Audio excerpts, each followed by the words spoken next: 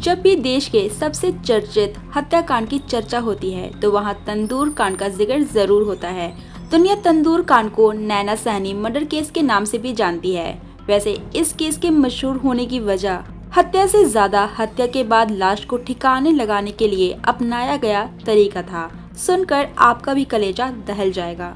हत्या की वजह और भी अजीब थी। तो आखिर क्या था तंदूर हत्याकांड या फिर नैना सहनी हत्याकांड की पूरी कहानी? आइए जानते हैं इस वीडियो में। तारीख 2 जुलाई 1995 की रात के लगभग 11 बज रहे थे। दिल्ली पुलिस के दो जवान कांस्टेबल अब्दुल नाजिर कुज्जू और होमगार्ड चंद्रपाल दिल्ली के सबसे पॉश इलाकों में जनपद पर गश्त करते हुए निकले थे। जब ये लोग गश्ती कर रहे थे तब उनकी नजर एक महिला पर पड़ी जो जोर जोर से आग आग चिल्ला रही थी। ये महिला उनके इलाके में सब्जी बेचने का काम करती थी। उस महिला की आवाज सुनकर दिल्ली पुलिस के ये दोनों जवान उस तरफ भागने लगे तो नौने ने देखा कि इलाके के सबसे मशहूर होटल में से एक अशोक यात्री निवास से आग की ऊंची ऊंची लपटें उठ रही है। अब्दुल नजीर ने फौरन आग बुझाने वाले को फोन कर दिया और खुद अपने साथी के साथ भागते हुए होटल यात्री निवास के करीब आ गए। करीब आके पता चला कि ये आग की लपटें तो होटल यात्री निवास के अंदर मौजूद बगिया रेस्टोरेंट से आ रही है। जैसे ही ये पुलिस वाले रेस्टोरेंट के अंदर पहुंचे, उन्होंने देखा कि गेट पर ही होटल का मैनेजर केशव कुमार मौजूद है। आग के बारे में पूछे जाने पर केशव ने बताया कि रेस्टोरेंट में बहुत सारे पुराने पोस्टर बैनर पड़े हुए थे, उन्हें जलाया जा रहा है। पुलिस वाले इस जवाब से संतुष्ट नहीं थे और वो अंदर जाने की कोशिश करते हैं, मगर केशव कुमार उन्हें किसी तरह बाहर ही रोके रखता है। अब पुलिस वालों को अंदाजा होने लगा था कि जरूर दाल में कुछ तो काला है, इसीलिए दोनों पुलिस वाले वहां से तो हट गए, मगर कांस्टेबल अब रेस्टोरेंट के पीछे की तरफ चला जाता है और वहां से एक दीवार फांदकर अंदर आता है। अब जब वो अंदर आता है तो उसे कहा जाता है कि हम तो बकरा भून रहे हैं। कांस्टेबल को इस बात पर भरोसा नहीं होता और वो तुरंत तंदूर के आसपास की चीजों को गौर से देखने लगता है। तभी उनकी नजर इंसानी हाथ पर पड़ती है। कांस्टेबल समझ जाता है कि ये लोग किसी इंसान को जला रहे हैं। वो वहाँ से हाथ देखने के बावजूद अनजान बनकर निकल जाता है। अंदर से निकलकर कांस्टेबल पुलिस की पूरी टीम को तुरंत मौके पर आने के लिए कहता है। थोड़ी देर में पुलिस की टीम भी पहुंच जाती है और अचानक धावा बोलकर अंदर मौजूद शख्स को पकड़ने की कोशिश करती है।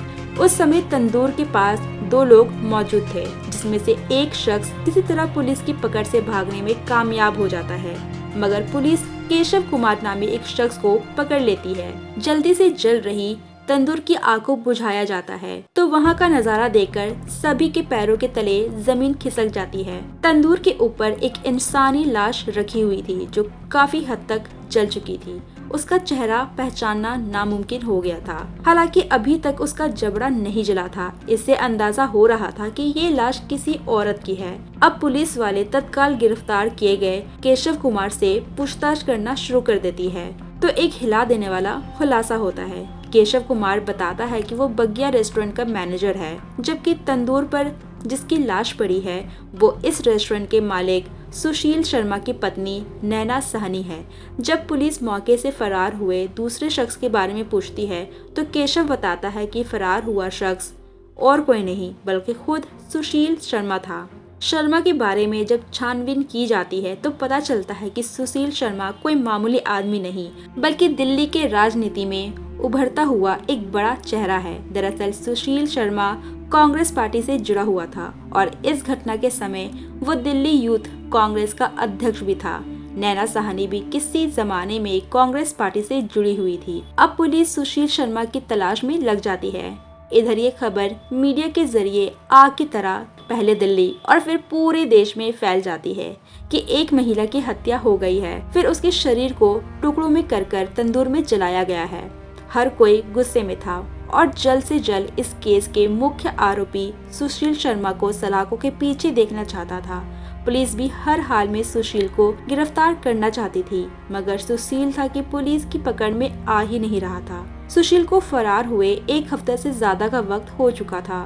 पुलिस अब तक उसे ढूंढने में नाकाम थी। इसी बीच कुछ मीडिया से उड़ती उड़ती खबर चलने लगी कि पुलिस अब सुशील शर्मा का एनकाउंटर करने का मन बना रही है। इसके बाद सुशील की गिरफ्तारी के बाद पुनाच का सिलसिला शुरू हुआ। सुशील शर्मा दिल्ली यूनिवर्सिटी से ग्रेजुएट था, जबकि नैना भी दिल्ली यूनिवर्सिटी से ही ग्रेजुएशन की डिग्री हासिल की थी। एक जमाने में सुशील और नैना साहनी दोनों ही कांग्रेस पार्टी के लिए काम किया करते थे। इसी दौरान सुशील और नैना की दोस्ती हो गई और फिर दोनों काफी करीब आ गए। इतनी करीब की लिविंग में रहना शुरू कर दिया। खुलासे के मुताबिक नैना साहनी रिलेशनशिप में आने के बाद पॉलिटिक्स से काफी हद तक दूर हो गई थी। आगे फिर सुशील शर्मा राजनीति में आगे बढ़ते गए। कुछ समय के बाद मंदिर अपार्टमेंट में बतौर पति पत्नी रहने लगे। हालांकि कुछ मीडिया रिपोर्ट के मुताबिक इन दोनों ने कभी शादी ही नहीं की, जबकि कुछ दावे किए जाते हैं कि सुशील और नैना ने गुपचुप तरीके से शादी कर ली थी, मगर दुनिया के सामने इन्होंने उजागर नहीं किया। दावे के मुताबिक नैना हमेशा जिद करती थी कि शादी को पब्लिकली सामने उजागर करो, जबकि सुशील हमेशा इसे छुपाने की कोशिश में लगा रहता था। इस बात को लेकर दोनों के दरमियान काफी लड़ाइयाँ भी होने लगी थी और वक्त के साथ ये लड़ाइयाँ बहुत ही ज्यादा बढ़ती चली गई। इस लड़ाई का असर ये होता कि नैना साहनी का मोह अब सुशील से भंग होने लगा था और नैना साहनी अपने पुराने क्लासमेट और कांग्रेस के पूर्व कार्यकर्ता मकबूल करीम नामी एक शख्स के करीब आने लगी थी। नैना मकबूल की मदद से सुशील से अपना रिश्ता खत्म करना चाहती थी। विदेश जाकर पायलट बनने के अपने ख्वाब को पूरा करना चाहती थी, मगर ये बात सुशील शर्मा को पसंद नहीं आती।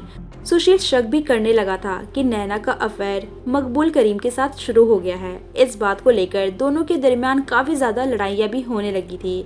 इन्हीं सब लड़ाइयों के बीच नैना और सुनील की जिंदगी चल रही थी, मगर 2 जुलाई 1995 की रात सब कुछ हमेशा हमेशा के लिए बदल गया।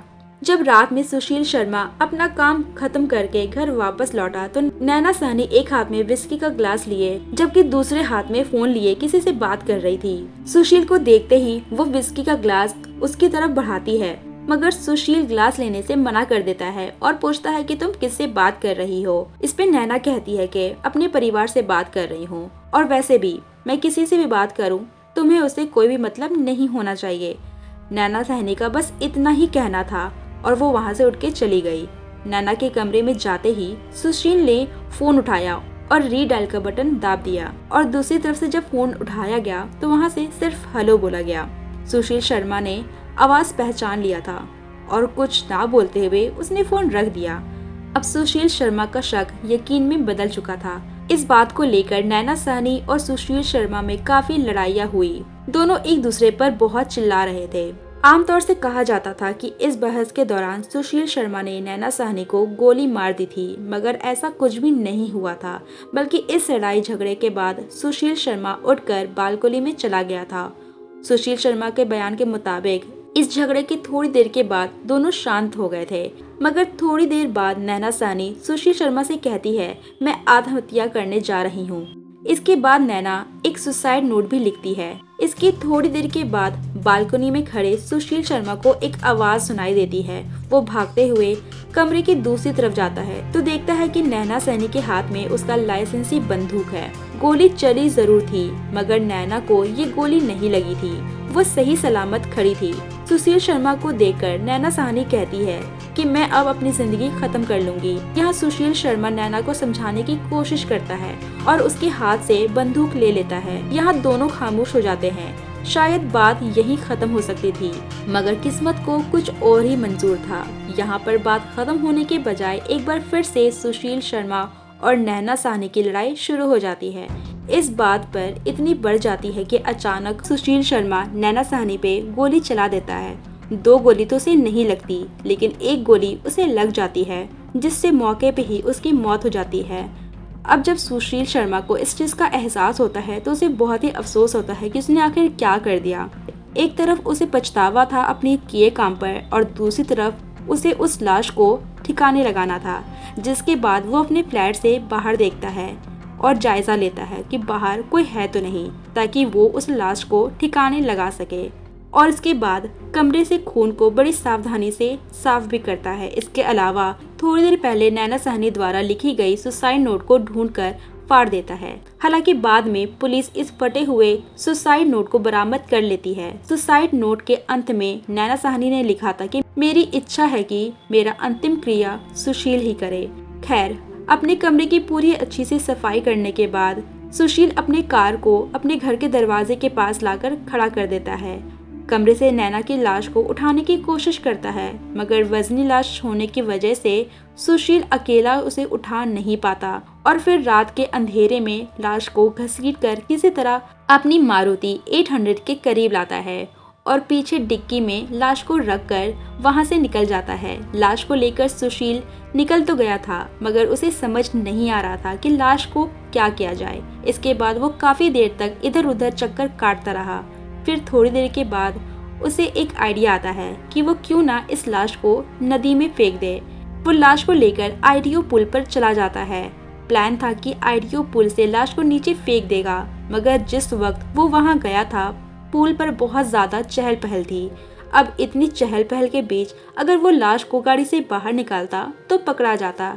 इसीलिए वो लाश को नदी में फेंकने का प्लान बदलकर दूसरी तरीके से लाश को निपटाने का प्लान बनाता है और सीधे अपनी गाड़ी को लेकर अपने बगिया रेस्टोरेंट में चला जाता है। जिस समय सुशील शर्मा रेस्टोरेंट गया था वहाँ काफी भीड़ थी और बड़ी संख्या में लोग खाना खा रहे थे।